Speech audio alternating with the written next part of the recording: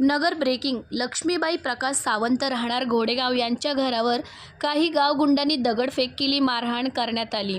12 तारखेला किरकोळ भांडण झाले होते. ते भांडण मिटले होते, तरी पण काही गावगुंडांनी लक्ष्मीबाई सावंत यांच्या घरावर दगडफेक केली, मारहाण केली, काही गाड्या फोडले, घरातले सामान पाडले, दरवाजे तोडले, महिलांना लाथाबुक्क्यांनी मारले, शिवीगाळ केली व तुम्हाला जिवे मारून टाकू असे गावगुंडांनी सांगितले.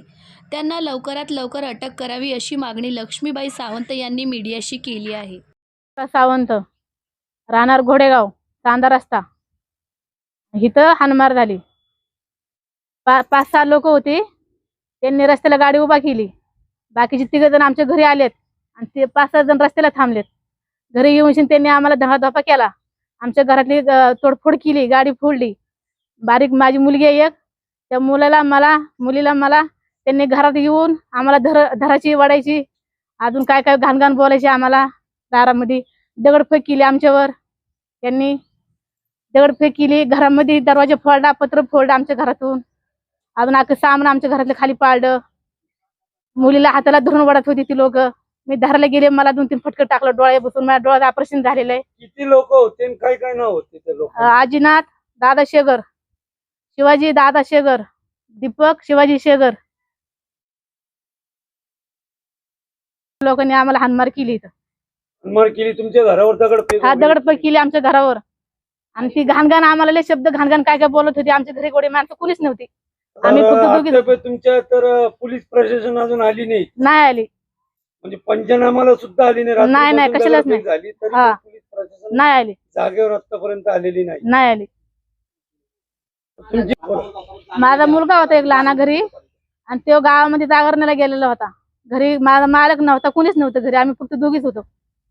तर लोकांनी मारायची धमकी दिली आम्हाला. अशी म्हणले की तुम्हाला आम्ही हाणमार करू, तुम्हाला जीव मारू. अशी म्हणली तुम्हाला फाशी देऊ, जीव मारू. तर आम्हाला चांगल्या पद्धतीने न्याय द्या, एवढंच पाहिजे आम्हाला. पार्टी ऑफ इंडिया जिल्हाध्यक्ष.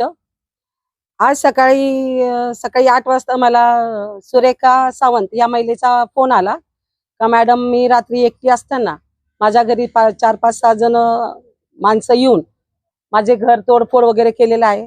आणि ह्या महिलेचा जो नवरा आहे तो पण नव्हता, आणि एक मुलगा आहे तो पण जागरणला कुठं बाहेर गेलेला होता.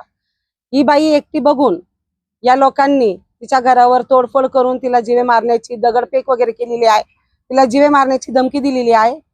तरी पोलीस प्रशासनांना मला एवढंच सांगू इच्छिते की हे जे लोक आहेत, दीपक शेगर, आदिनाथ शेगर आणि शिवाजी शेगर आणि यांचे इतर 4-5-6 जण, हे जो कोणी आहेत यांच्यावर लवकरात लवकर कारवाई करावी.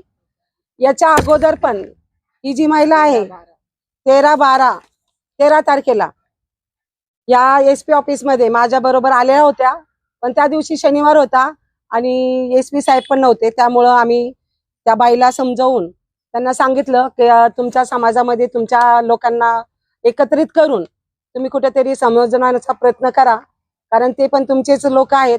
आणि तुमचं एकमेकांना समजावून तुम्ही तुमचं आलं व्यवस्थित राहा आणि मिटून घ्या.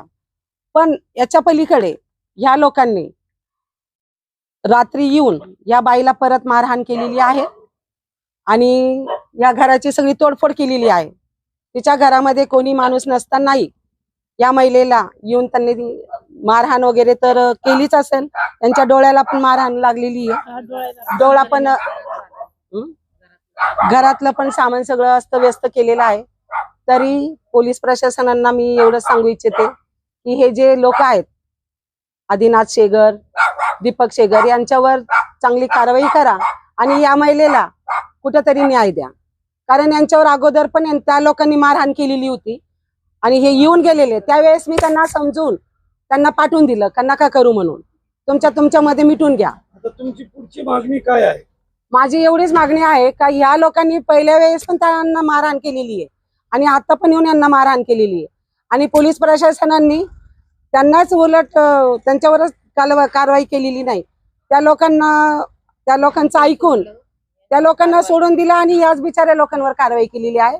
त्यांचा मुलगा आतमध्ये आहे वाटतं. तरी मला प्रशासनांना एवढंच सांगू इच्छिते की तुम्ही जे झालेला जो आहे यांच्याबद्दल मारहाण जे काही झालेलं आहे त्याची व्यवस्थित शहानिशा करावी आणि यांना योग्य तो न्याय मिळावा. जय हिंद, जय महाराष्ट्र.